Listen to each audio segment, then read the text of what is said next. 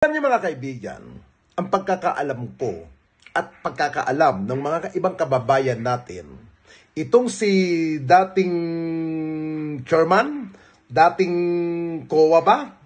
O dating BIR?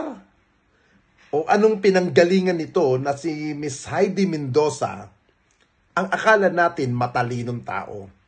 Akala natin may utak, maalam, pero I'm sorry po.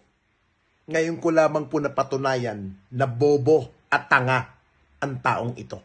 Bakit ko po ka mo nasabing tanga?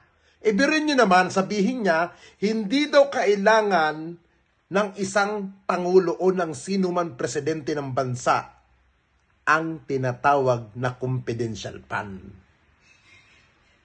Lahat po na naging pangulo, mula sa kauna-unahan Pangulo ng bansa natin hanggang sa kasalukuyang Pangulo, meron pong mga yan na confidential fund. Bakit mahalaga ang confidential fund sa tanggapan ng Office of the President? Matalino daw itong si dating COA Commissioner Heidi Mendoza. Tapos nagpahayag siya na hindi daw kailangan ni PBBM ang intelligence fund. Ang lahat ng Pangulo ng bansa ay mayroon intelligence fund dahil kailangan ito. Unang-una, para sa defense, security ng bansa at saka sa peace and order, papaano malalabanan ng gobyerno ang mga komunistang NPA at iba pang teroristang grupo na nais pabagsakin ang gobyerno kung walang intelligence fund.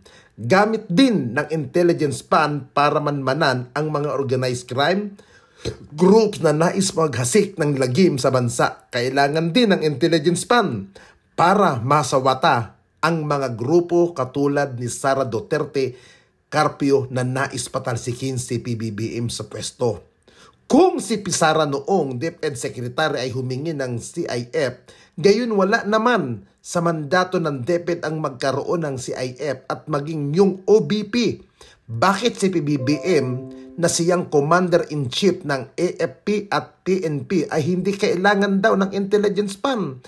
Tanga at bobo lang ang magsasabi na hindi kailangan ng isang Pangulo ang intelligence fund.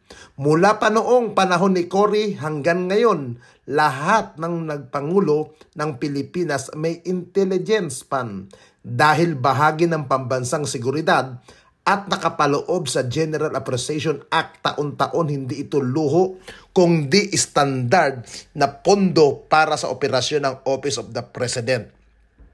At hindi pagkakaroon nito ay parang pagsasabing pwede tayo magpatakbo ng bansa ng bulag sa banta sa seguridad.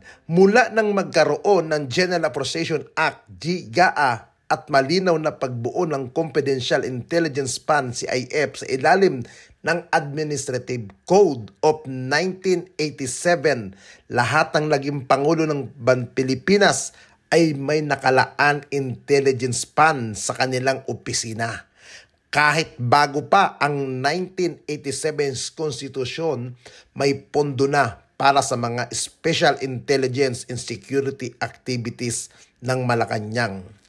Pagkatapos ng 1987, naging malinaw sa batas na dapat may CIF ang Office of the President para sa pangbansang seguridad, counterterrorism, anti-espionage at iba pang sensitibong operasyon. Hindi ito subject sa detalyadong public disclosure classified, pero may Commission on Audit COA ang gumagawa ng confidential audit report.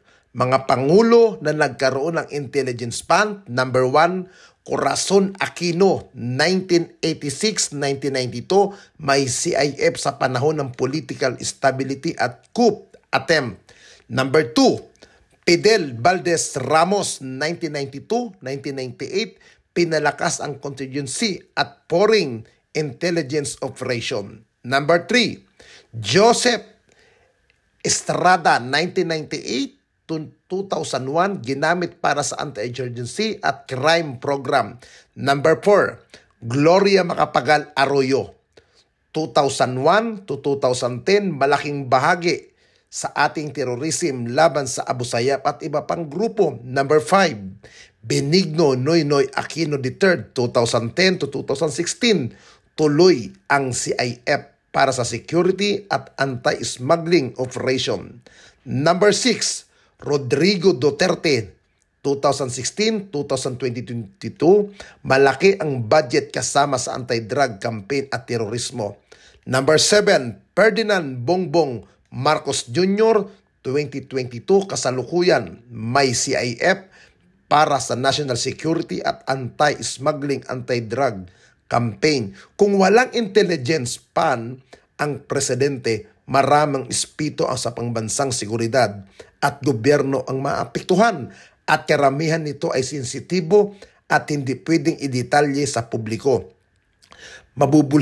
Mabubulag ang Pangulo sa mga banta. Ang intelligence funds ay ginagamit para makuha ang in real-time classified information tungkol sa mga banta gaya ng terorismo, kudita, espiya, cyber attack at iba pa. Kung wala nito, aasa lang ang Pangulo sa mababagal at pang-public report na hindi sapat para magdesisyon agad. Mabagal ang pagtugon sa krisis kapag may biglang banta ay gaya ng hostage crisis, terrorism, planong kailangan ng Pangulo ang agarang operasyon at pagkuha ng impormasyon. Kung walang intelligence pan, kailangan dumaan sa mahaba at public process. Pwedeng magtagal ng linggo o buwan. Walang pondo para sa covert operation.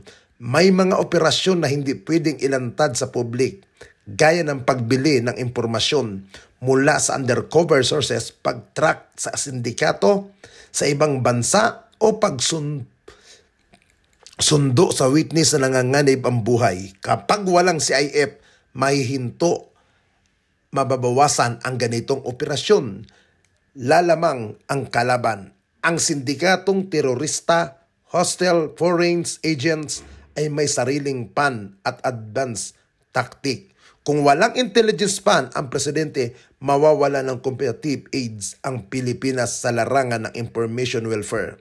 Maging inactive, hindi proactive ang gobyerno. Imbis na maagapan ang problema, hihintayin na lang na lumabas bago kumilos. Mas magastos ang mas delikado ang ganitong approach.